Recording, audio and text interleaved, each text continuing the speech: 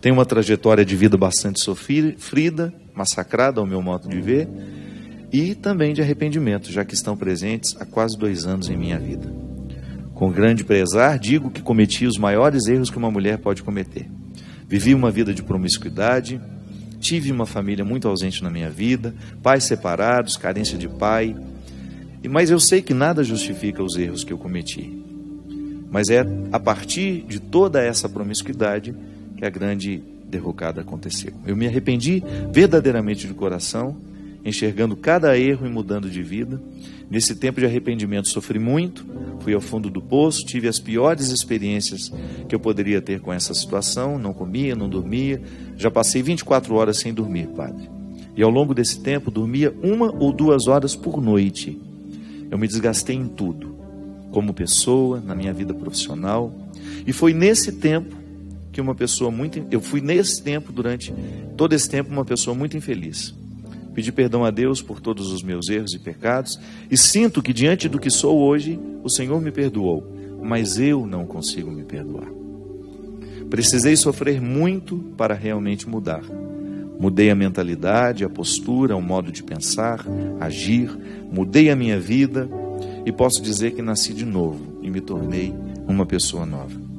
Porém, mesmo com todo o meu arrependimento e minha mudança, eu não consigo seguir em frente.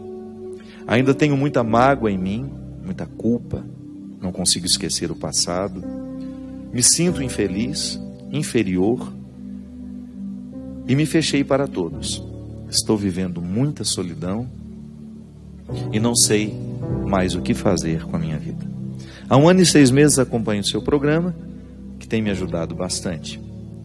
Por favor, padre, comente em seu programa sobre o arrependimento e como é possível seguir em frente depois de tantos erros cometidos.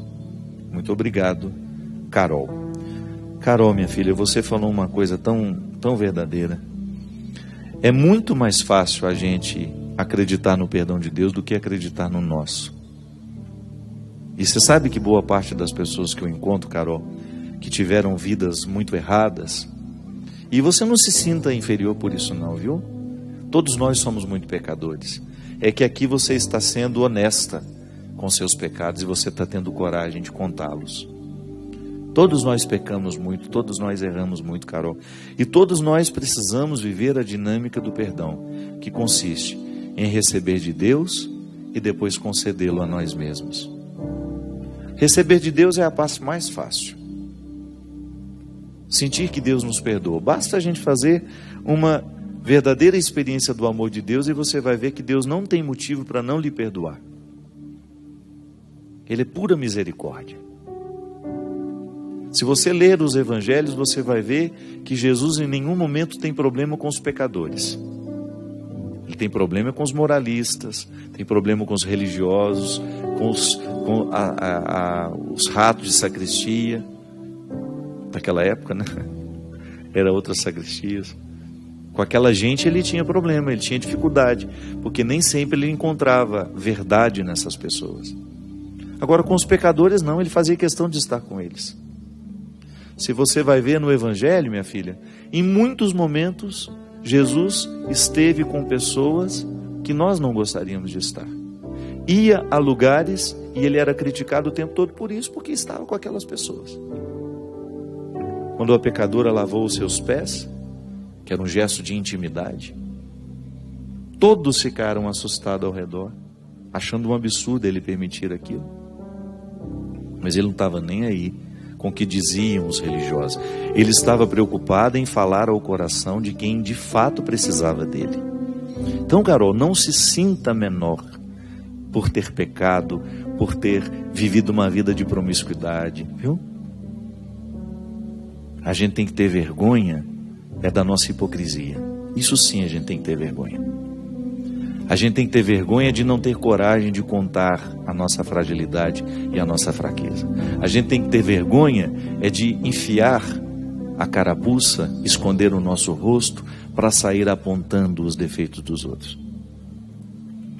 Quando Jesus faz a experiência de buscar os que estão fora, Carol, ele está justamente nos dando a lição de vida. que Ele está o tempo todo oferecendo a sua misericórdia para que depois dela a gente possa recomeçar diferente. Aí o segundo passo é o mais difícil. Por exemplo, a pecadora que foi perdoada em público. Deus ofereceu a ela o perdão através de seu Filho Jesus. Mas só ela sabe o que precisou enfrentar.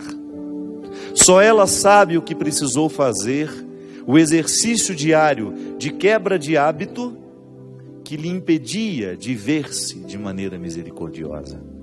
Imagina que aquela mulher, Carol, tinha deitado na cama de milhares de homens e tinha permitido que muitos lhe tratassem como um objeto. Imagina o que isso provocou dentro dela. Receber o perdão de Deus não bastava. Era preciso transformar um perdão de Deus em perdão a si mesmo.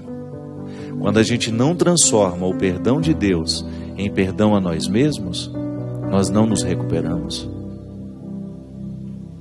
E é por isso que nós ficamos responsáveis por anunciar o Evangelho, para lembrar isso, que depois do perdão de Deus nós precisamos dar o nosso.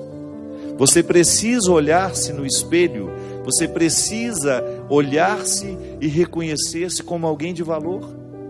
O seu pecado não pode ter tido o poder de apagar o amor que Deus tem por você. Sabe, Carol, o seu desafio é o de 90% das pessoas que agora nos assistem.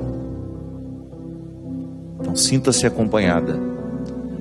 Todos nós, de alguma forma, estamos necessitados de transformar o perdão que Deus nos deu em perdão a nós mesmos.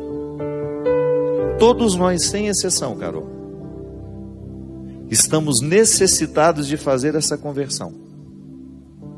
O amor que Deus tem por mim precisa me motivar agora em amor a mim mesmo.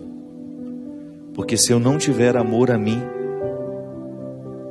se eu não tiver respeito por mim, a vida se tornará impossível para mim. O que me leva adiante, Carol, é justamente essa capacidade de metabolizar o amor de Deus e ele se tornar tão presente em mim que ele vire naturalmente um amor por mim, um respeito pela realidade que me cerca, um respeito pelo território que é meu. Então, minha filha, olhe para tudo aquilo que você viveu, mas não olhe sem antes prestar atenção nas pessoas que Jesus escolheu para estar ao lado dele. São todas semelhantes a você. Todas as pessoas que Jesus quis, Carol, estão aqui, ó, são semelhantes a você. As pessoas que ele fez discípulos, apóstolos, as pessoas que ele recrutou, que ele quis perto dele, são todas parecidas com você, são todas com histórias semelhantes à sua, Carol. Então não tem motivo para não se perdoar, não tem motivo para olhar-se com desprezo. É só você acreditar no Evangelho, é só você prestar atenção aqui, nos exemplos que estão postos, e você terá todos os argumentos para usar com você mesma. Que eu sei que esse argumento você não tem que dar ao outro, nem adianta. Essa questão é entre você e ele. Se você ousar a olhar-se com um pouco mais de misericórdia, você compreenderá ainda melhor o significado da misericórdia divina na sua vida. Seja bem-vinda, Carol, ao grupo dos que precisam acreditar em si mesmos. Seja bem-vindo ao grupo dos que Jesus quer por perto. Dos que estão muitas vezes à beira do caminho. Dos que estão envergonhados da história que viveram. Dos que estão desacreditados. Dos que não sabem para onde ir. Seja bem-vinda, Carol. Gente como você, gente como você, que agora me assiste, que também tem o mesmo sentimento que Carol, que tem outro nome, mas que tem uma história parecida.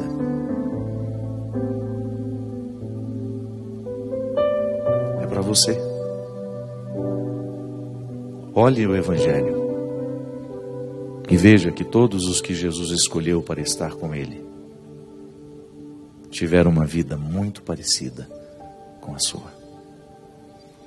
Derrame sobre nós a bênção e a proteção do céu, do Deus Todo-Poderoso, Pai, Filho e Espírito Santo. Amém.